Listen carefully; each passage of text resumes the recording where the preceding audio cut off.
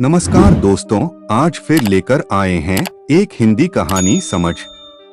आज की ये कहानी एक राजा के बेटे की है। हम उम्मीद करते हैं कि आप इस कहानी को पसंद करेंगे और अपने दोस्तों के साथ जरूर शेयर करेंगे।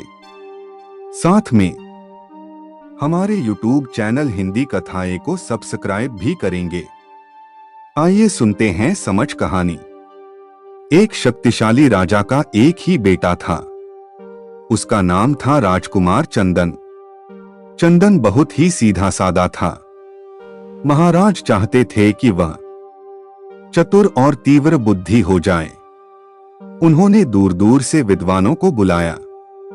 उन सब विद्वानों ने राजकुमार को महीनों तक शिक्षा दी। धीरे धीरे राजकुमार चंदन सब सीख गया। उसने सभी तरह के प्रश्नों के उत्तर याद कर लिए।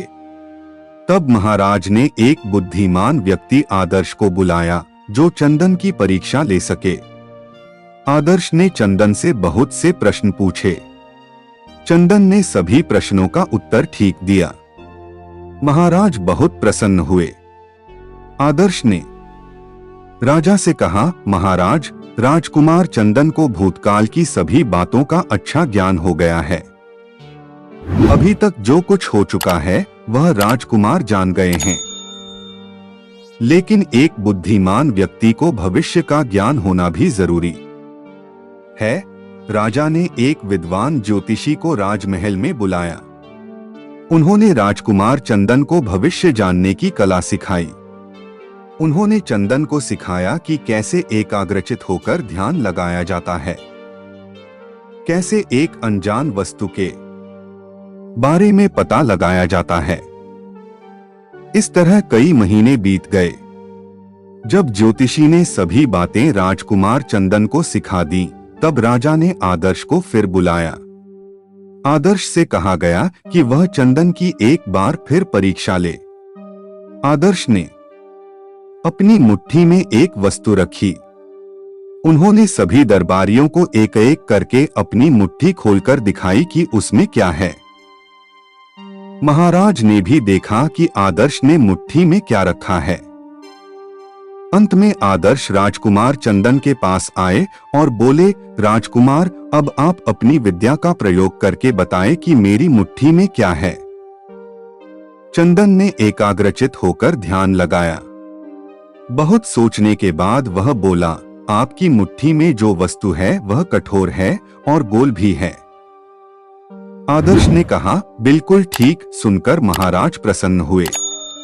राजकुमार फिर बोला, यह वस्तु सफेद रंग की है और इसके बीचों बीच एक छेद है।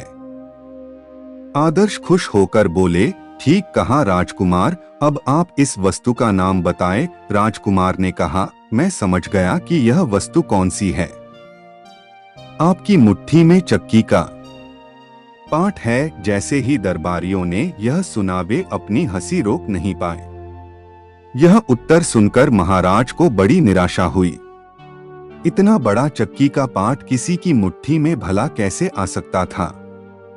राजकुमार ने जो कुछ सीखा था उसे इस्तेमाल तो किया, लेकिन उसके साथ अपनी बुद्धि का प्रयोग नहीं किया।